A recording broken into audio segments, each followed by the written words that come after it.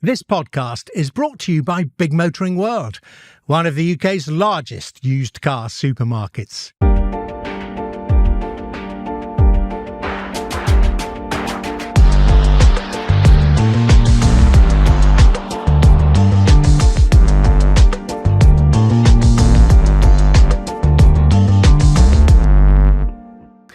Welcome to Legends of News, the podcast that talks to the journalists who've had a front row seat at the making of history over the last half a century and more. We'll be hearing from the people who are on the spot when the most extraordinary and significant events unfolded right in front of them, who interviewed the good, the great and the not so great, and who spent thousands of hours keeping us informed on our televisions and radios. Many of them are colleagues and rivals, sometimes both, during my own 40-odd years in broadcast news, which pales into insignificance with my next guest. He has dominated, literally defined and dignified the world of TV news and current affairs for well over half a century. For millions of us, he simply is the news. A poll once suggested that if this country did decide, which it won't, to become a republic and replace the royal family, we would elect this man, and he'd certainly get my vote. He is El Presidente, therefore, of news. He is, of course, Sir Trevor McDonald. Trevor, you are very, very welcome to Legends of News. Dermot, thank you very much. It's a great pleasure to be here. And El Presidente, I've got to say, Trevor, it's not over-egging it too much. You know, personally, I've got to say, you know, we worked together at ITN closely as colleagues for 12 or 13 years. You know, a friend, a mentor, exactly, and an icon. You know, you were why I got into the business. I just can't believe we're sitting here having a chat about it, but chat we will. But I want to start at the beginning because, you know, you came from Trinidad. That's where you started in journalism. People think, I guess, because you are so erudite, educated, huge knowledge of literature, politics, sport, the list goes on. But you did not come from a well-to-do background, did you? That's putting it very gently and very nicely. No, we had no money. We were very poor. I think one of the things about that is that your parents, you're told over and over and over that there's nothing there. I have no great benefit to leave to you. So you have to work and work hard. I mean, I can't tell you how often that was stressed to me. My father used to, you know, we'd be walking along the road and they'd always point to you people who had done well and you were supposed to copy them. So my father would say, oh, that's Mr. Smith. His son is reading law at Oxford. And that's Mr. John. His daughter is studying medicine at Edinburgh. And you always pointed to these people who had done well. And it was, you know, giving you the message that that's all there is for you. You have to do well. If you don't, you will end up with no money, no career, no life. And, you know, somehow that seeped into me. And I thought, well, there seems to be no other way.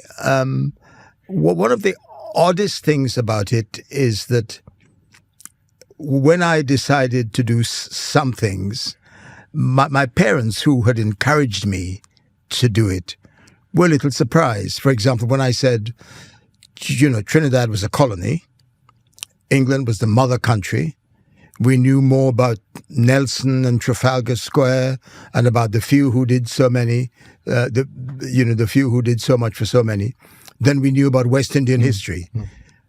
And when I decided to come to England, they were quite surprised, not realizing that everything they had told me had driven me to that kind of But had it driven you to journalism? I mean, as you say, your father would point out an engineer, a lawyer, presumably doctors. These are professions that, you know, have qualifications. Yeah. Journalism, I mean, it kind of does, but it kind of doesn't. No. Blame the BBC for this, the BBC World Service. I listen to the BBC World Service. And if you're born into a tiny island The population of Trinidad was less than 1 million, Wow. I think, in those days. And if you're born in that, you are less likely to be introspective. You kind of look outwards.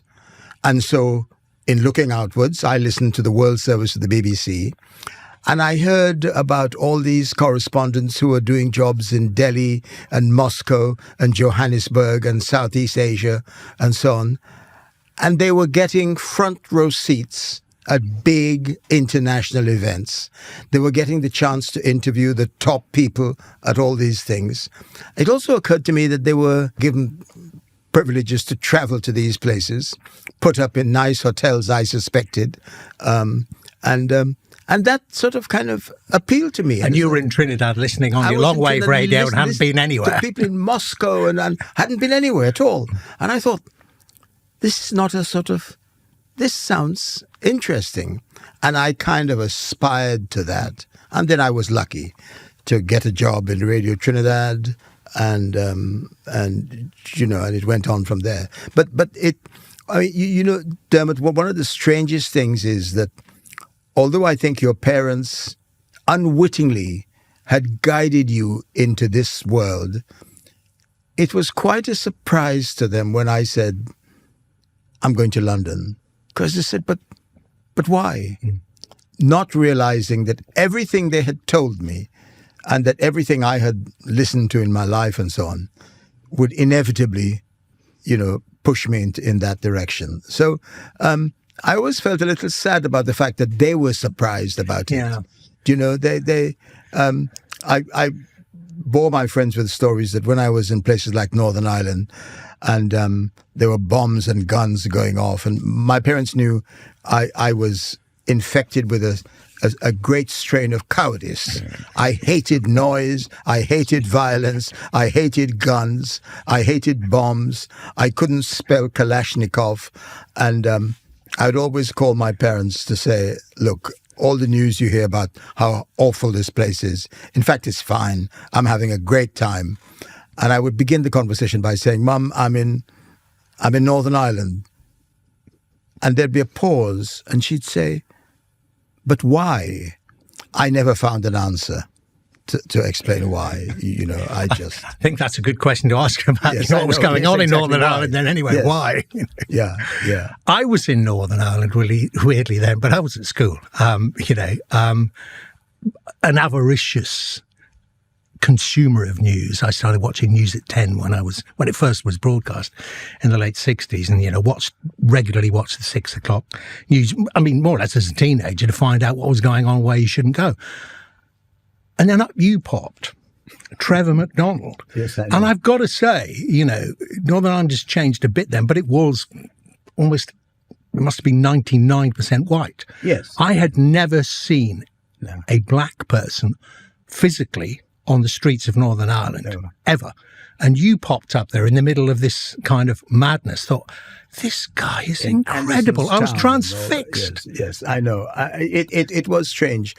I mean, the story about that is that I was very surprised when I applied to ITN and got a job. And I thought, and you wouldn't believe this, but they offered me this job and I said, can I think about this? I need some time to think about it. When I told my friends... Because you presumably were at the BBC at the World Service, which was your dream job. That's right. And, I thought, I'll do this BBC stuff for a long time. And I applied to ITN, got this job. And I wondered, why did they employ me, a black West Indian? And so I must confess, I couldn't make too much of a point about it. But I wanted to ensure that I was going to do everything that every other reporter was doing. And believe it or not, as you were saying earlier, Northern Ireland was frequently one of the top stories in the news. Difficult to believe. And so I kind of insisted that I did everything that everybody else did. I didn't want to be relegated to do stories about immigrants in Brixton. So this is my, I had to be careful how I made that point, but I insisted on it. And God bless IT, and they never let me down about it. Did it help in terms of understanding it, in terms of, perceptions of what was going on? Because as I say, nearly entirely white populations on both sides. But nevertheless, the civil rights movement, mainly predominantly Catholic, they, as it built in the late 60s before it awfully turned into armed struggle, identified with the civil rights movement in the United States. Sure. And I used to watch them. I was too young to go on the demonstrations. I used to watch them. And they would, use the songs of Martin Luther King, the sayings. Yeah. Just did that help in terms of your perspective of just how people are perceived, how people perceive themselves? Yes, I suppose it did. I found it very difficult to understand some of the resonances of life in Northern Ireland. I couldn't believe. I once stumbled into a conversation about mixed communities marriages and so on. And it went on. I'm from a mixed marriage. I used to look at both my mother and father and say, but you're both white. I thought mixed marriages, and I'd stumbled into this conversation not knowing what the subject was. But then they said, well, what about you? What do you think? I said, well, but I'm from a mixed marriage. And they said, oh, is your wife Catholic? I thought, no. I meant she's white. And I had great problems understanding. And I suppose that was a great beginning for me to understand the differences of, the passionate differences that people showed in Northern Ireland. The marching season. Nobody really bothered about anybody marching. The point is, the Protestants wanted to march down Catholic streets, and the Catholics wanted to march down Protestant streets. And so it was all a great learning lesson for me. And the other thing I always say about this is that the one thing about Northern Ireland, however much I was, terrified of life there, was that it got me noticed. It certainly did. Because as you say, I stood out, I suppose, as Trevor. It's because you were very good. Yeah. Well, that's very kind, but I think you should know that in a basic way. Seriously, and it was, it was a fascinating job, and as I say, it's difficult to remember now that there was a time when Northern Ireland was the top news of the day, and I was part of that. So. We used to talk about. You see that guy? What's his name? Yeah, where's he from? And then you and I think this shows. You're self-deprecating about this idea that you're a kind of fully signed up coward. Of course not, because we're going to discuss that a little bit more just in the question after this one about where you've been or whatever. But then you turn up on Tiswas. But just seriously, in terms of establishing yourself in that period of the 70s. But in the national consciousness, it was just, this guy's not only brilliant on the news, he's fun. He's got a sense of his, ridiculousness. Yes, Chris Tarrant persuaded me to do this, and I thought it was fun. The whole Lenny Henry thing was very funny. You remember the days when we were out and about, and we didn't have mobile phones or anything, so you had to go through the switchboard every time. Yeah. And every time I rang from somewhere, abroad, the switchboard would say to me, "Have you seen this guy who imitates you on television?" I said, no. And I said this about half a dozen times. And one of the people on the switchboards, one of the ladies, nice ladies there, said, "Okay, I will record it and make sure you watch it next time." I said, "No, don't go that far. I will try and make sure I see it." And so I did. And I saw this guy who did it. And I thought he was funny. It also made me think that somebody has noticed that I do this stuff on television, and that's rather nice. Yeah. But so it was entirely unconscious turning up there. It wasn't some PR person saying, "Oh, this will be good for the young demographic," as they now do. Yes. Yeah. So, as I say, coward, certainly not. The complete opposite. It wasn't just Northern Ireland. Those reporting years, you earned your spurs, or whatever the phrase is, to, then sit behind the big desk. A lot of people who end up behind desks, everyone goes, "Oh, they don't know what it's like on the road," with the bullets flying. You do. Yes, I wanted to do to do both. I never had a career which I thought would end up with my reading the news. I thought I wanted to go around as everybody else did. And I thought if you could, by some magical, concoction, manage to do both, wow, you've just scooped the pools. And so I think I had the really best bits of life, being able to read the news. I also let it play a little bit to my advantage. I remember once I was in Libya to interview Colonel Gaddafi, and I said to the guys, and they knew this. They knew me as a newsreader. So I said to them, look, I know nobody can fix the colonel's time, but I'm coming in on Thursday and I will leave on Saturday because on Monday night I'm reading the news. It was not true in some instances, but they fell for it. Yeah. And so I got the interview in time. It helped in that respect. So when did you first do, because News at 10 had many different iterations. I mean, clearly during your years, it was the big daddy of all the newses, but it had two presenters for a long, long time after it was founded in the late 60s. Did you do it then as well alongside Alistair Burnett I did, yes, with Alistair Sandy Burnett. Gall? And I mean, there's so many greats there. When did you first present it? Yeah, I forget when I first did it, but it was always as one of two, with Alistair Stewart, Julius Somerville, all these people. Yeah, yes. And I thought this was it. And when they decided that there was going to be one presenter, I thought that's the end of my career. I thought, where will I go next? I can't go back to Bush House at the BBC World Service. They wouldn't have me back. And then, by some stroke of good fortune, I managed to get the solo job. So I thought that was probably the best bit of luck in my life, because I have no idea what would have become of me in my career had I not got that job. And I still insisted on being able to do the news, but to go off and interview, Arafat and people in Libya and, South Saddam Africa. Hussein. So.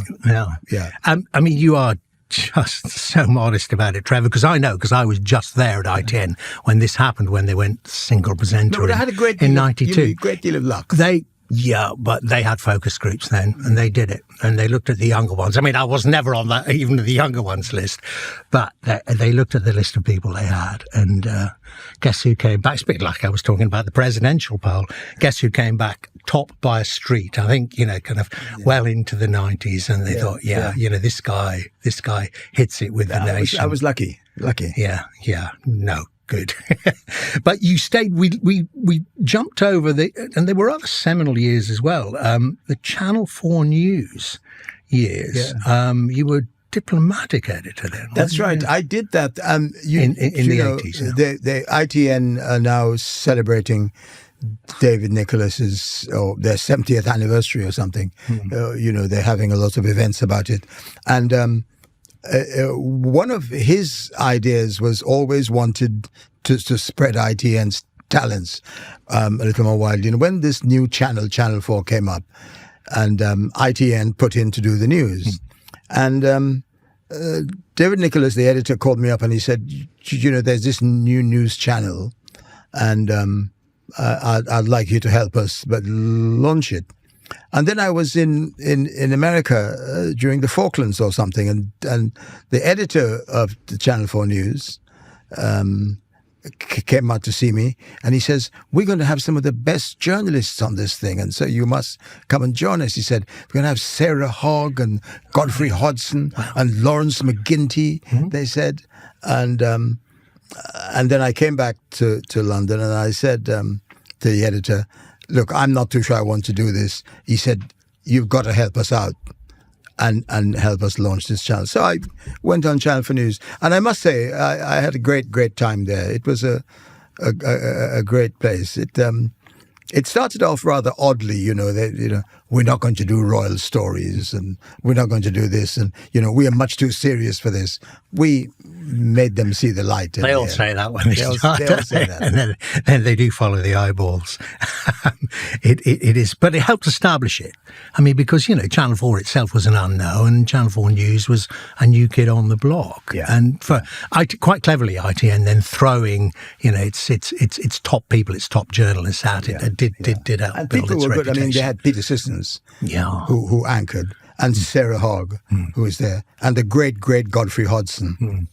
I'm always told this story about Godfrey Hodgson by my colleagues, that he went to the White House once, and after he had done his interview or whatever it was, the people at the White House brought out one of his books and asked him to sign them. People, people in the White House asking Godfrey Hodgson to autograph his book. I mean, so it was a great, start for them, having people like that. And tell me about the interviews. I'm going to seg it up in there's way too many to get through. But let's do, kind of presidents, prime ministers, and other greats. Presidents, do you know how many presidents, either while they were in post or before or after they were in post, you've interviewed? Have you got any kind of running tally? One of the great coming closest to president, I was on the back of Air Force One during Reagan's time, as he was doing a campaign, visits to parts of America. It was fascinating. I never got anywhere close to the front, so I don't know what the front of Air Force One looks like. But I was at the back of Air Force, and I was terribly. I thought, wow, I'm at the back of Air Force. I must call my mother and tell her this. and that was great. And then I saw Bill Clinton, who was always much too busy to do interviews and was always a bit late. But then when you saw him and did the interview, he wouldn't leave. And so my chat, which was supposed to be about half an hour, in fact, the conversation went on for about an hour because he kept on. And I had a wonderful time interviewing President Bush the Younger. I went there to do a story about what they were going to do, what the Americans and the Allies were going to do after the Saddam invasion. It was quite clear that they hadn't quite worked out what to do, and certainly the president didn't. So although I was supposed to get a half hour's interview, after 10 minutes or so he stopped and he said, I don't want to go on with this very much anymore. He said, you're one of these clever reporters who are trying to trip me up. And I said to him, Mr. President, you and my mother are the only people who have ever thought I was clever. But then he said, I'm going to take you on a tour of the West Wing and the Oval Office. And I must confess that at that point, I didn't see the benefit of this. Until later on, I thought, wow, I was being shown around the West Wing by a sitting president of the United States, and I was taken into the Oval Office. And we talked about who he saw in the Oval Office and what he did and who he liked and who he didn't like. And one of the funniest things I remember is he kept referring to me as Sir Trevor, Sir Trevor. And I said to him, Americans do this to remember your name. And I said, Mr. President, my name is Trevor. And even in my country, I said, these titles don't mean anything. And I know many people who have them who certainly don't deserve them. And he said, you mustn't say that. My father has one. Of course. One of the great things, I watched that interview and all your interviews, all your top-line interviews certainly, is that technique. I like the way George was saying to, well, you're trying to trick me. You have that great technique of listening to the answer. Imagine that. And you just let the guy be hoist with his own petard, because you ask the question to which he doesn't have an answer. You don't have to dive in with 2 feet, do you? Well, you're very kind, but interviews are the heart and basis of what we do. We learn things, and there could be, a taxi driver in the Middle East or something. You get in and you ask a question and he gives you an idea what life is.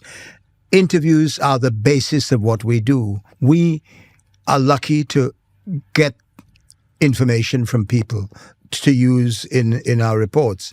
And so I've always thought it's very nice to hear you say that, because I've given interviews the greatest thought of anything I've ever done. It's the basis of what we do. We learn from other people.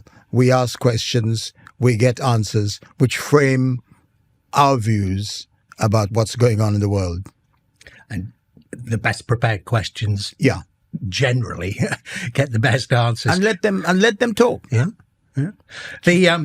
So therefore, on the other side of it is the reading out loud bit, which you and I did. I mean, which is much denigrated. But, come on, let's hear it for that. I mean, there are times when you think, even when you're just reading out loud and somebody else has written them, some great script writer, you do still earn your corn. I mean, you do. I mean, sometimes it goes wrong. Things happen. Yeah. You are a actually, lot of the times it goes wrong. Yeah, exactly. But we learn to cover it up and hide it very well. But believability, accessibility. You sit in a studio in London and you talk to somebody in Norfolk or Norwich or somewhere, and you tell them things about what's happening in the Middle East or in the Soviet Union, the old Soviet Union, or in Libya or in Beirut. And you have to shape it in such a way that first of all, you make them care about it, and then you have to make them believe what you say. And it's a bit of a skill. I mean, I'm not too sure I can write very much about how it's achieved, but believability, accessibility. You have to draw. Why should somebody in the north of England, in Lancashire or something, why should they be interested in what's happening in Gaza? You have to make them interested, and you have to keep holding their interest by the way you tell the story. And that means doing it well. What do you think about the current trend then on that, Trevor? The believability, the impartiality as well. What do you think about the current trend for much more opinion coming from the news presenters themselves? Do you think that enhances those characteristics or pushes against them? I always thought, let the facts speak for themselves. And I never thought I thought what I had to contribute was to make it accessible and to make people involved in what you do. I never thought that the television station was a place for my views about anything. Well, anyone would be interested in them. Or anyone would be interested. Some of my family are not interested in my views, so that I never thought anybody else would. We'll take a short break there. This programme is brought to you by Big Motoring World, one of the UK's largest used car supermarkets. Big Motoring World checks vehicle pricing regularly to give you their best price guaranteed. With a wide choice of vehicles and a focus on customer service, Big Motoring World supports drivers through each step of the process, from browsing to handover. Their stated aim is to be, in their words, big on what matters to you. Search bigmotoringworld.co.uk to verify and to find your nearest store. That's bigmotoringworld.co.uk. I haven't quite left presidents yet. You were saying to me just before we sat down, you did interview Joe Biden once before he was president, because, I mean, he was around for decades before he ever got close to the presidency. I remember that so well, because here was this, the great man of American politics. He'd been in the Senate and so on for so many years. He'd been one of the biggest names in the American, political world. And I had to interview him about why he had plagiarized a Kinnock speech. And the most wonderful thing about it for me is that I entirely have forgotten anything he said about it, because I was so embarrassed about having to talk to a man who would eventually be president about something which I thought was so trivial and so mindless. And I did have problems with things. I did come to the view that some things were worth doing and others were just a little too trivial, and that was certainly one of them, I thought. Let's go on to prime ministers then, this side of the pond. Again, how many? Who were the most impressive? Were they I'm just thinking in your generation, were they the obvious two, impressive for different reasons? Anyway, you tell me. But I saw a lot of Margaret Thatcher because I covered a lot of Commonwealth Prime Ministers' meetings. And the subject then was always South Africa and sanctions against South Africa. And she also believed that Mandela was somehow a kind of terrorist. And we sort of clashed on this once. And I told her she was being, and I think I went a little too far. This was in Vancouver. And I said, I think that's a little patronizing to think of him as that way. And I thought then that she had cut me off for good. And then she came to ITN to do the early evening news once. And I was told, I was doing news at 10, and I was told, you must go down to the green room and ask her whether she would kindly come back to do news at 10. And I said, no, look, please, I'm not the person to do this because we've had a bit of a falling out. And I'm pretty sure the last person in the world that she wants to see is me. And they said, well, look, I'm terribly sorry, but there's nobody else to do it. And you have to go down and ask her. So, listening to my bosses and being a good volunteer as it was, I went down. And I opened the door of the green room and I looked in there and I said, Prime Minister. And she said, how nice to see you again. And she looked at me and smiled with those wonderful eyes and so on. And then, we got on famously. So she was very forgiving, I thought. She liked a row, though, didn't she? She liked an argument. Yeah, she likes an argument. She didn't mind it at all. So she was very, very good to me. And I must say, I was also very touched when she was in London. And after she'd left being Prime Minister, she used to invite me for the odd glass of whiskey. So I've always remembered that with great fondness.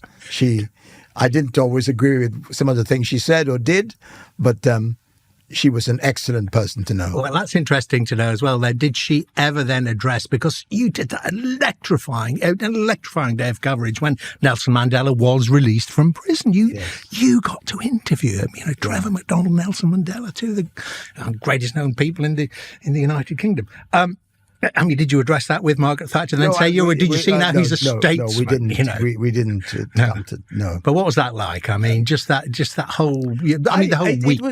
The build up. I still remember it as one of the more fascinating things I've done. In that, I couldn't quite. You have visions of people and what they would look like. And one of the interesting things about Mandela was that he was the man most talked about in the world who nobody had ever met or seen, because he'd been in prison for 27 years. Wow. And what I couldn't get over when I met him, when I stood next to him, was how a man who had been in prison for 27 years emerge and be so conspicuously unbitter and have such a clear conscience about what his country should do to emerge into the, Committee of Democratic Nations. I couldn't quite believe it. And I remember saying to him, how is all this going to be achieved? And he could hear the questioning in my voice and the disbelief in my voice. And he said, if you're prepared to sit down and talk seriously, anything is possible. And I said, no, Mr. President, not anything is possible. Some things are possible, but some fundamental things remain stuck where they are. And he said it again. He said, if you're prepared to sit down and talk seriously, everything is possible. And having endured that time in prison and endured life under apartheid, he saw, after this experience, he saw the possibility of South Africa emerging as a country where all the races would have a part to play. And I found that quite extraordinary, that somebody could be so unbitter. And years after I met him, I did a documentary there, and I talked to one of his secretaries, and she said to me, when he came out, we said to him, "What guarantees have you got that all this is going to work? Did de Klerk and the White National Party give you any guarantees?" And he said, "No." And they said, "Well, what on earth are you selling to us?" And he said, in his words, "I'm selling the hope that if we sit down and talk seriously, we can make progress." That's exceptional. And words that still resonate in the modern world, in the world we're living in now. It's just amazing. And by the way, I think it's probably true that if you sit down and talk seriously, maybe things are possible. What makes the roadblocks in international relations is if you don't talk, if you don't sit down, if you don't meet, and if you just exchange hot words over the airwaves. But if you really want to get down and you have to sit down and negotiate. So, I mean, I was shocked by that. And I always remained. The other thing I thought too was I tried, to get him to talk about hardships in prison. And he'd say, I said, "It must have been terrible for you, And I kept scratching away at this point. It must have been awful, 27 years, all this. And he said, "All in the past," he said. I said, "But it must have been terrible for you, and you couldn't see your family, your friends, the ANC." "Oh, yes, but that's all in the past," he said. Like it had been a weekend or something. I know. And then just before the World Cup, which South Africa eventually won in 1995. Oh, the Rugby World Cup. The Rugby World Cup. Yeah.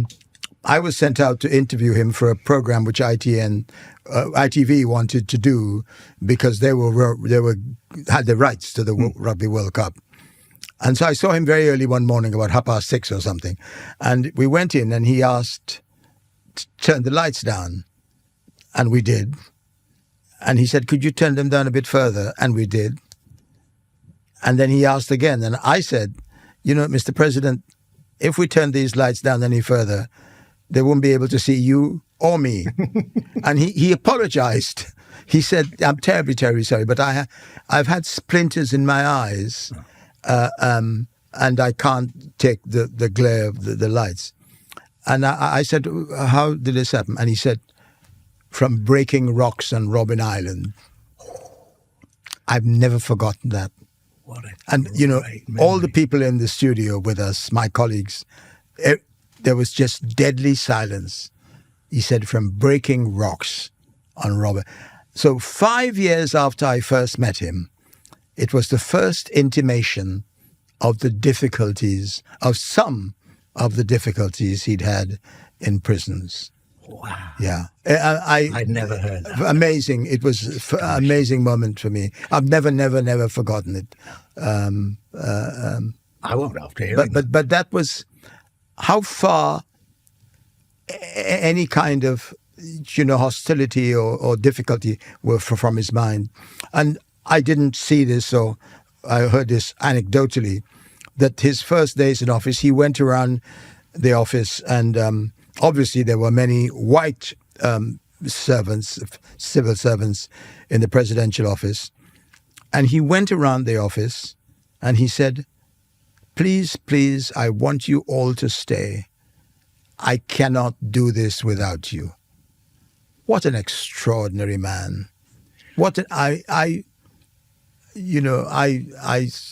still count that as one of, the things I'm really, really grateful to have been a part of, to meet him. And just how needed those sentiments, that analysis is now. Any kind of bitterness, just, if I were in for 7 days, I would emerge not a nice person. That's even if you'd done it. The other side of the coin in that, I mean, the Mandela release interview and all that flowed from it. Just about a year later, I mean, the other side of the democratic coin, I mean, in fact, top of the autocratic pile, Saddam Hussein. and he tried to. You got the interview. Tell me a bit about that. This was the invasion of Kuwait, the first Iraq War, Desert Storm, before it broke out, and so he'd had that famous picture, hasn't he, of this young British boy sitting on his knee and him trying to be avuncular, the dictator Saddam Hussein. Have you had your milk or something? That's right, yeah. And then you came along with that style, presumably had an interpreter as well, which in a way kind of works. Can I tell you, you mentioned the interpreter, so could I tell you about, so this was in the 1990s, but about 4 years ago, I was stumbling down the steps of a hotel in Knightsbridge, and this large man came up to me and, put his head right to my thing. And he said, you don't remember me, do you? And I said, I tried to make a joke of it in a kind of sort of English manner. I said, you know, I'm getting on a little bit now and I don't remember things as I used to.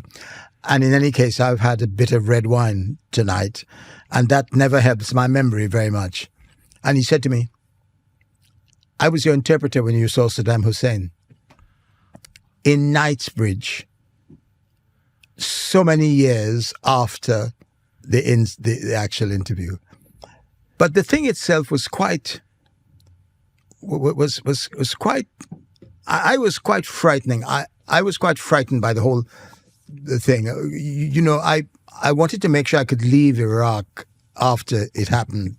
And I left the following morning very quickly because they said to me after several days there, they said to me, now would you go back to your room and wait and we'll call you? And the wait was said because the Iraqis are the nicest people and it was not meant to be in any way insulting. It was just a language that I didn't pick up. Anyway, I went to my room and then this car called up and we got in the car with my colleague Angela Fry at the back, and I was, and a major was sitting in the front, and a private was driving this car, and we said, "Where are we going?" No answer. So this is about in the afternoon. No answer. Where are we going? Are we on the way to the interview now? No answer. And then it occurred to me that the driver didn't seem to know where we were going either, because he would turn up to these larger roundabouts on the Baghdad Road, and he would perceptibly slow down. And obviously trying to find out which avenue to take. And the major would slap his hands on the dashboard and said, "Second on the right." And this journey continued like this for about an hour. And we ended up at what was a presidential guest house. And a very nice man with, very punctiliously attired and so on, came out and said, welcome to the palace. And I said, "Is this a president's palace?" And he said, "Oh, yes, it is, And then he said to me, and this was about 3 or 4 in the afternoon, he said, "What would you like for breakfast?"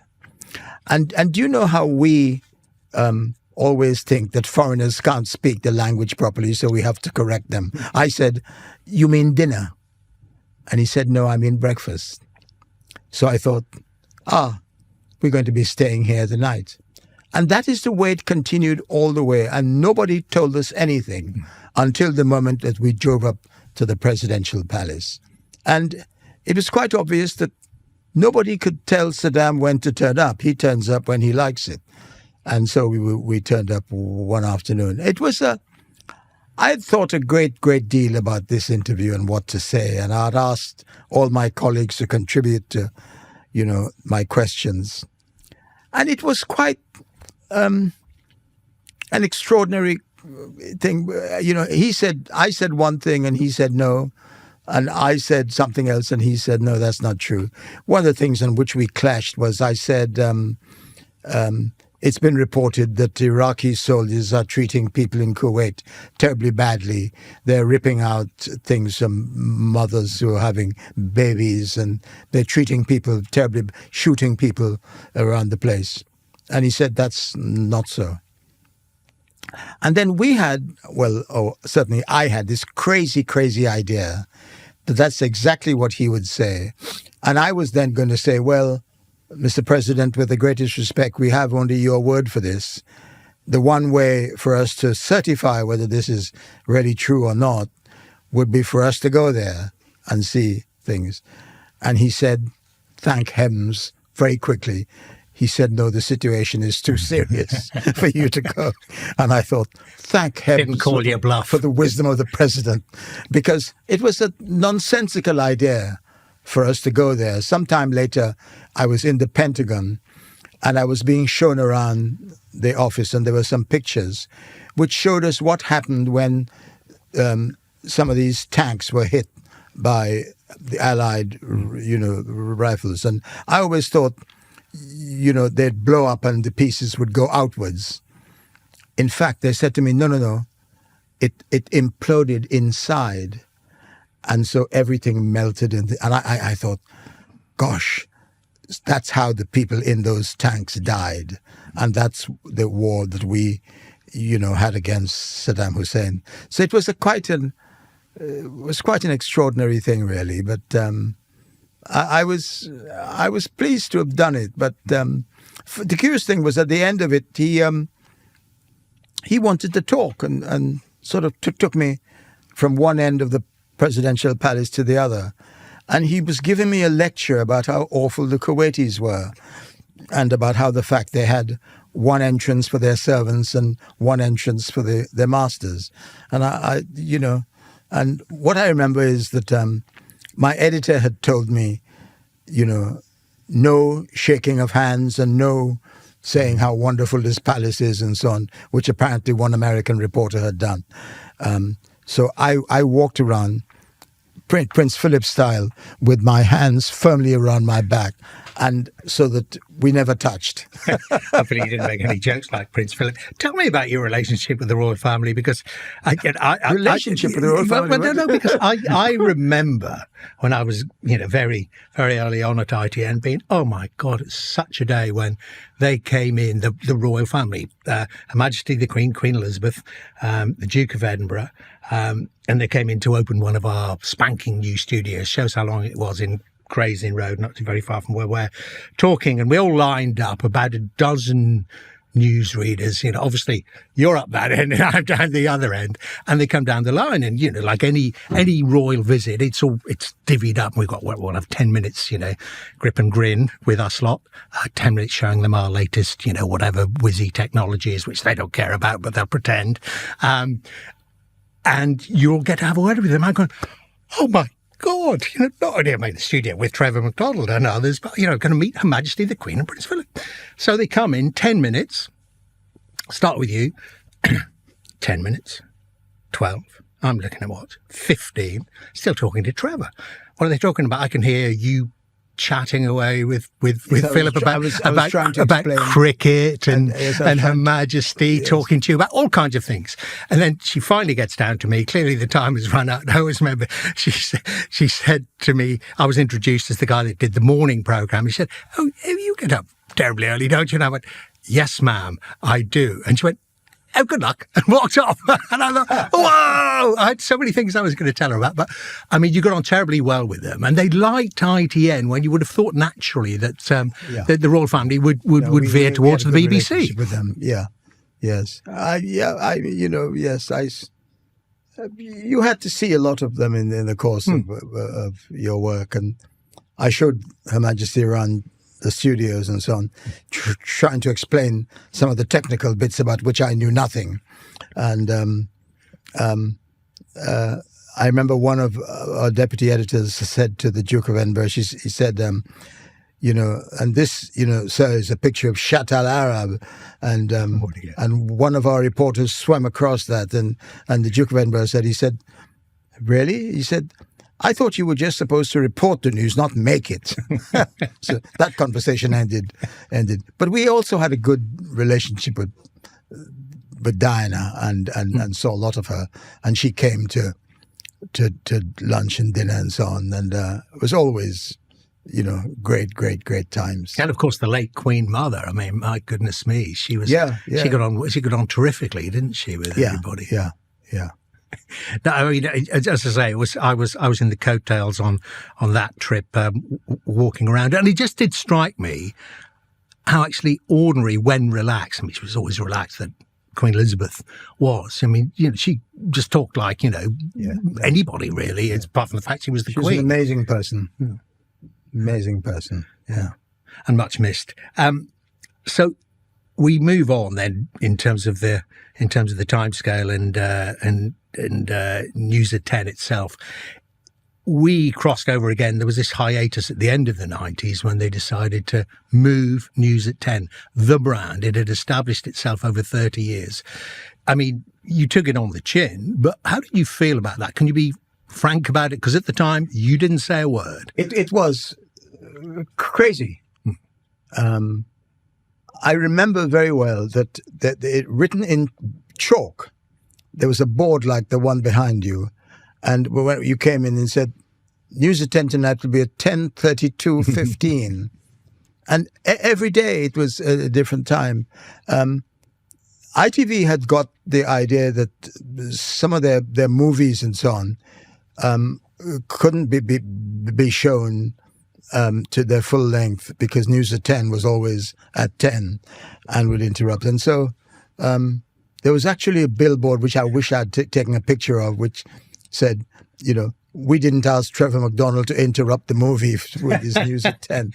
And I thought it was a bad idea. And what I thought was also very funny was I had a meeting with somebody at the BBC just after we had moved it. And he said to me, I'm going to the BBC, and the first thing I'm going to do is to restore... Greg Dyke. That's who it was. Yeah. Greg Dyke said... Always a very clever man to see an opportunity. I'm going to put News at 10 back. And it was a bad idea. But then they did bring it back and put it away again. I mean, bounced all over the schedule for a few years. And that's when you went into, I call it, only jokingly, you're kind of slightly, as we get into the 2000s, Frank Sinatra phase. You retired, then you came back. More comebacks than Frank Sinatra, as the saying goes. But they just realised when they brought it back, they needed you. ITV needed Trevor. Well, I mean, it was, you never know why these things come about, but I thought at the time, I mean, I wouldn't now, but I thought at the time it was not a bad idea to come back and do it if they wanted you to, to do so. So I did that. I remember, too, that Julie Etchingham was very, one of my colleagues was very annoyed about it. And we were due to do an interview at Downing Street. And I hadn't got back onto the show yet. And she turned up at Downing Street, and somebody said they were expecting me to turn up. And so when I eventually went to Downing Street much later, I said to Gordon Brown, who's Prime Minister, I said, you guys treated my colleague Julie Etchingham terribly badly. And he said, what was that about? I don't know. And I explained what had happened. He said he didn't hear about it. I said, well, is it possible for you to write her a note saying you're sorry it happened to her? Good for you. And we were getting on so well that I felt emboldened to make that suggestion. And he said, of course I'll do. I said, I'll tell you what, I'll do something better. I'll take you down to my office and I'll write a little apology in one of my books. And so he did for Julie. So I got back into Julie's good graces for that. Very good. And then, of course, I mean, kind of overlapping. And I mean, you've been doing a lot of other things for quite a long time now, a lot of documentaries, a lot of visits to America. I mean, the standout ones are, those times you've sat with people on death row. I'm sure some of whom are no longer with us because of what judicially happened to them. Mafia people. But I mean, tell me about the death row stuff. I mean, wow. Yes, it's rather sad, but one of the people was done a few weeks ago. I'd met him, and one of the strangest things is I'd never visited a prison before in this country. And so it was rather strange, going into this high security prison. The first thing which surprised me really was that they were all quite sort of, they talk quite openly about what they've done. I'd always imagined that, you talk to these people and they said, "Oh, I wasn't in the country, Your Honor, when this happened," and never me. I was not even there. They all said they did it, and I was quite surprised by that. Sometimes they did it a little too blatantly. There was one unpleasant guy.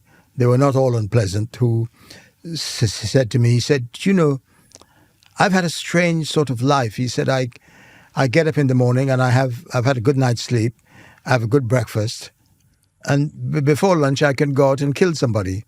And he talked like this, he talked about it. And one evening I talked to a man who had killed 2 women, and I remember I sat on his bed in the prison. He was handcuffed on the other side of the bed, and there were guards and so on around. And my position about interviewing the prisoners was that they were helping us to make TV programs. So we were not there to judge them. So treat them with respect. I have no idea what they've done or what, but treat them with respect. So after we had done this interview and I left his cell and we got the shot of me walking out and so on, I said to the guard, "I'd like to just pop back in and say thank you to the guy." And he said, No, we are out of here, because this guy had been so blatant about how he killed these 2 women that the PR lady who was in with us on this interview, she was shaking with terror about what he described. And so I didn't get a chance to say thank you to him. They said, no, we're leaving here now. It seems to me, Trevor, though, that this burning journalistic curiosity, the journalistic juices just still flow ever strong within you. A lot of people say, well, the extraordinary career you have had and are having, you could sit back and, watch the cricket, watch the tennis, but it just never stops. I do a lot of that. Yeah, it's a nice mix. Yes. Got that, but you are... But it's fascinating. I couldn't quite believe some of the Mafia guys who talked about what they had done. And again, they were quite honest. One evening we invited a couple of the Mafia people we were dealing with, because we wanted to do some more work with them. So we invited them to come and have tea at the hotel where we were staying. And I went outside to meet them. And one of the Mafia guys said to his colleague, he said, "Hey, John, do you remember this place?" He said, "We were involved in this, and I thought in some way they were involved in the construction or whatever of this place, Making sure it all ran smoothly. He said it quite openly. He said, "Do you remember this place? We were..." I found it fascinating to. You point out to the fact that it's a job, but what people tell you is just so. One guy said to me, he was told he had to put somebody away, but he had a problem because his young son was in the car, so he got the son's uncle to come with him and to take him away from the car. He went out and he shot this man and got the boy back in the car. And I found this such an extraordinary story. And he said, I told my son said, "I heard a noise, Dad. What was that?" And he said, "It was a firecracker," he said. And then he said to me, and this is the bit that surprised me. He said, "I'll tell him when he gets older what actually happened." I thought, why would you ever tell your son that this is how you made your living? And, the extraordinariness of some of the things that they said is what appealed to me. And you never you never lose that interest in, the pride too they had in what they did, because the Mafia, we think of them as criminals, which I suppose they are, but they consider themselves a family and with great pride.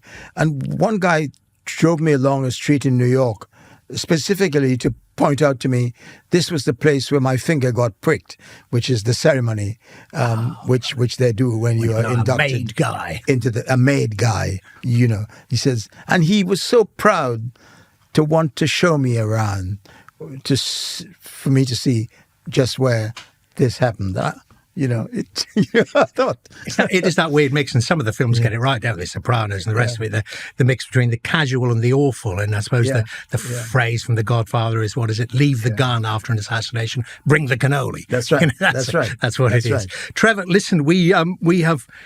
I mean, where did it go? We've reached that time to say a phrase you will never have had said to you in the street ever before. And finally, the and finally at the end of News at 10. I mean, it was a tradition, and it was part of that kind of helping humanise it. However the awful the news had been, you would have this sometimes not very funny, but sometimes very weird kind of and finally piece. Did you have a favourite? Did you find it was easy to do, and it did give you that lift? I did, but I can't remember. I remember one where a lady said to us that she'd called out the firemen to help her do something in the house, and they came and they did it very efficiently. But on the way out, the fire truck ran over her cat. Now, I don't see what was funny about that, really, to be very honest with you. But we thought it was at the time, and we did it. Right.